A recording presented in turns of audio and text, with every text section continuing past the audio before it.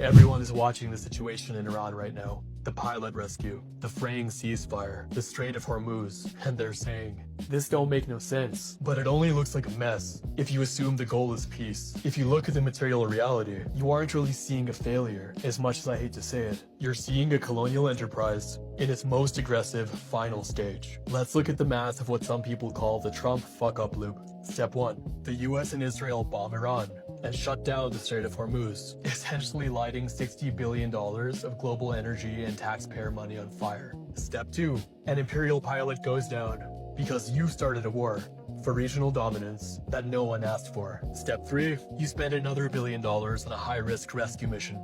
Then you have the CIA director standing at a podium glazing the president for his amazing courage. It's a joke. They spilled a carton of milk, shoved some of it back in the bottle, and now they want to be congratulated for the small part that they fixed. This rescue mission wasn't a miracle. It was a totally self-inflicted catastrophe.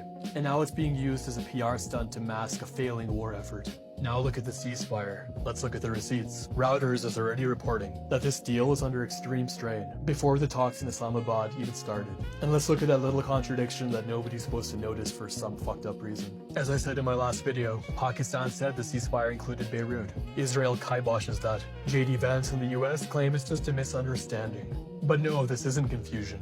This is how you continue a colonial war while calling it a ceasefire. By excluding Lebanon, the US and Israel are trying to fragment the resistance and maintain pressure on Iran, all while publicly pretending to de-escalate. It's a strategy of domination, not diplomacy.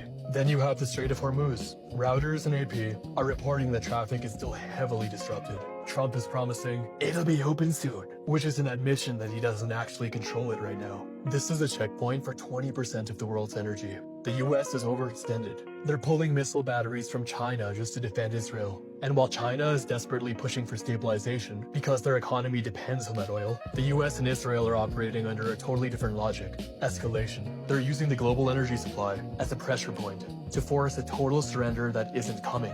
This is the part people don't want to confront. We're taught to think of states as rational, strategic actors. But once an imperial project becomes so ideologically consumed, it stops being rational. It becomes a totally suicidal ideology. You're watching a system that would rather burn the entire region than accept a limit on its power. They aren't choosing freely anymore. They're trapped between escalating further or admitting a massive defeat. So no, the issue isn't that there's no strategy.